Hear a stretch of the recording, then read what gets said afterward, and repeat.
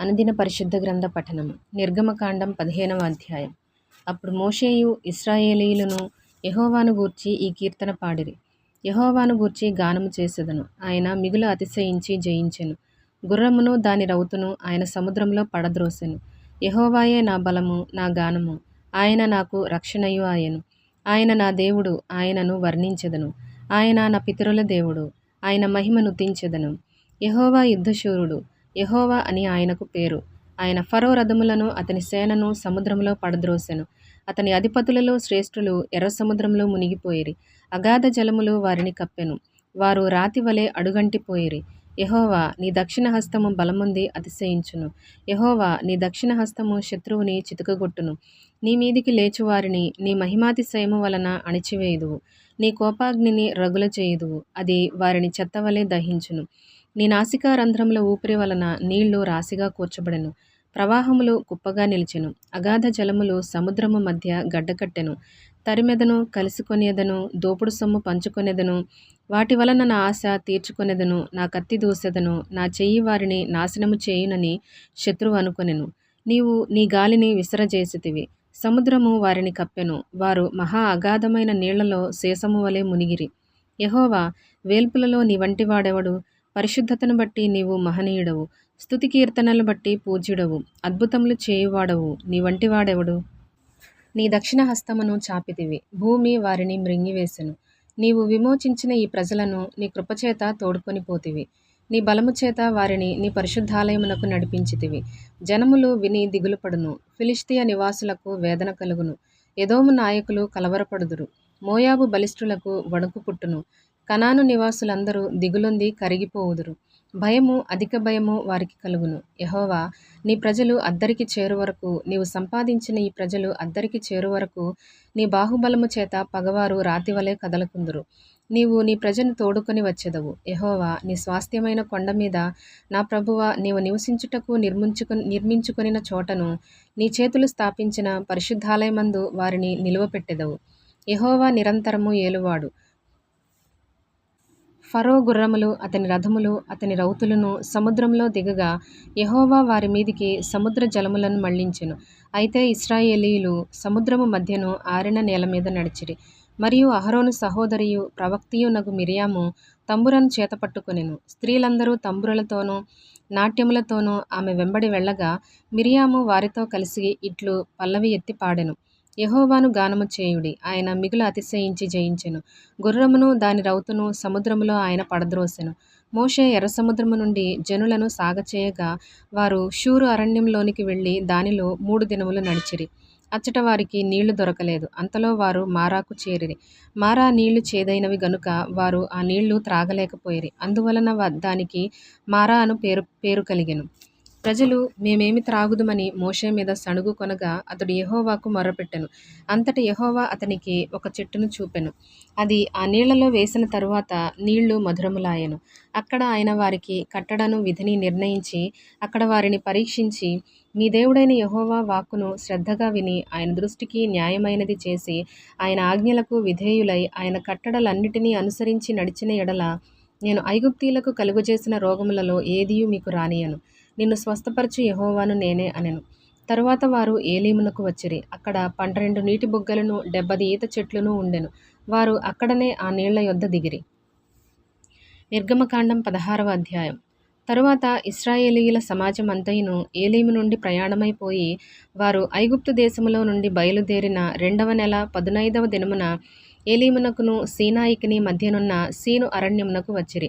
ఆ అరణ్యములో ఇశ్రాయేలీయుల సమాజం అంతయు మోషే అహరోనుల మీద సణిగెను. ఇశ్రాయేలీయులు, మేము మాంసము వండుకొను కుండల యొద్ద కూర్చుండి తృప్తిగా ఆహారము తినునప్పుడు యెహోవా చేతి వలన ఏల చావకపోతిమి? ఈ సర్వ సమాజమును ఆకలి చేత చంపుటకు ఈ అరణ్యంలోనికి మమ్మను అక్కడ నుండి తోడుకొని వచ్చితిరని వారితో ననగా, యెహోవా మోషేను చూచి, ఇదిగో నేను ఆకాశము నుండి మీ కొరకు ఆహారమును కురిపించెదను. వారు నా ధర్మశాస్త్రమును అనుసరించి నడుతురో లేదో అని నేను వారిని పరీక్షించున్నట్లు ఈ ప్రజలు వెళ్ళి ఏనాటి బత్తెము ఆనాడే కూర్చుకొనవలెను. మరియు 6వ దినమున వారు తెచ్చుకొనిన దానిని సిద్ధపరచుకొనవలెను. వారు దినదినమున కూర్చుకొను దానికంటే అది రెండంతలై ఉండవలెననెను. అప్పుడు మోషే అహరోనులు ఇశ్రాయేలీయులందరితో, యెహోవా ఐగుప్తు దేశములో నుండి మిమ్మును బయటికి రప్పించెనని సాయంకాలమందు మీకు తెలియబడును. యెహోవా మీద మీరు సణిగిన సణుగులను ఆయన వినుచున్నాడు. ఉదయమున మీరు యెహోవా మహిమను చూచెదరు. మేము ఏపాటి వారము? మా మీద సణుగనేలా అనిరి. మరియు మోషే, మీరు తినుటకై సాయంకాలమున మాంసమును, ఉదయమున చాలినంత ఆహారమును యెహోవా మీకియ్యగాను, మీరు ఆయన మీద సణుగు మీ సణుగులను యెహోవాయే వినుచుండగాను, మేము ఏపాటి వారము? మీరు మీ సణుగుట యెహోవా మీదనే గాని మా మీద కాదనెను. అంతట మోషే అహరోనుతో, యెహోవా సన్నిధికి సమీపించుడి, ఆయన మీ సణుగులను వినెనని నీవు ఇశ్రాయేలీయుల సర్వసమాజముతో చెప్పుమనెను.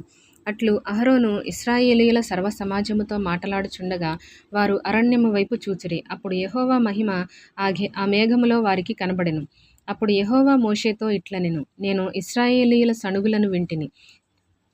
నీవు సాయంకాలమున మీరు మాంసము తిందురు, ఉదయమున ఆహారము చేత తృప్తి పొందుదురు. అప్పుడు మీ దేవుడనైన యెహోవాను నేనే అని మీరు తెలుసుకొందురని వారితో చెప్పుమనెను. కాగా సాయంకాలమున పూరేడులు వచ్చి వారి పాళెమును కప్పెను.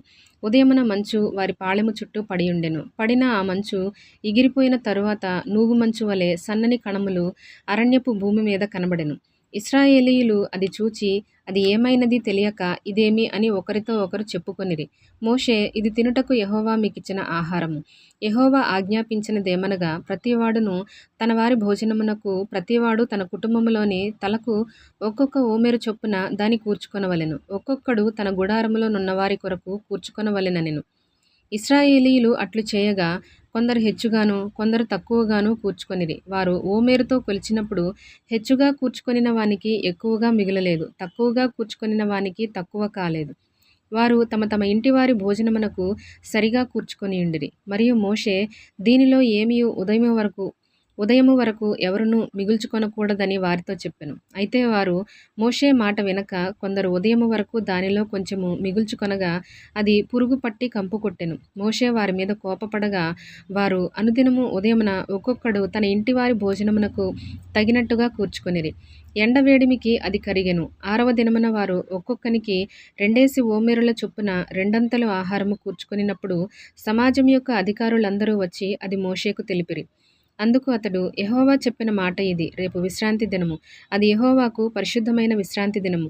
మీరు కాల్చుకొనవలసినది కాల్చుకొనుడి, మీరు వండుకొనవలసినది వండుకొనుడి, ఉదయము వరకు మిగిలినదంతయు మీ కొరకు ఉంచుకొనుడని వారితో చెప్పెను. మోషే ఆజ్ఞాపించినట్లు వారు ఉదయము వరకు దానిని ఉంచుకొనిరి. అది కంపు కొట్టలేదు, దానికి పురుగు పట్టలేదు. మోషే, నేడు దాని తినుడి, నేటి దినము యెహోవాకు విశ్రాంతి దినము, నేడు అది బయట దొరకదు. 6 దినములు దాని కూర్చుకొనవలెను. విశ్రాంతి దినమున అనగా 7వ దినమున అది దొరకదనెను. అట్లు జరిగెను.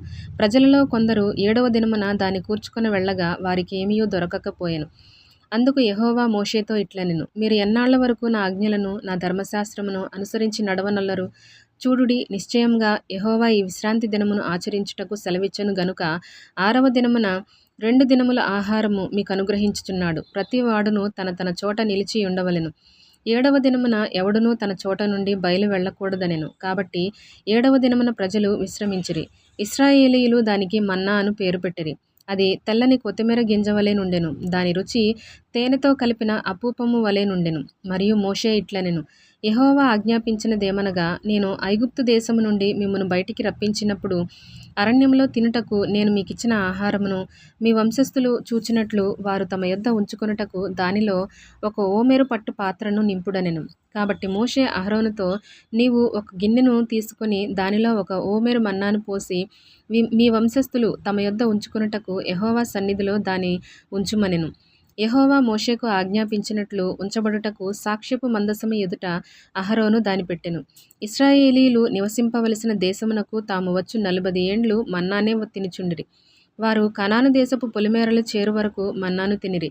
ఓమెరు అనగా ఏపాలో 10వ భాగము.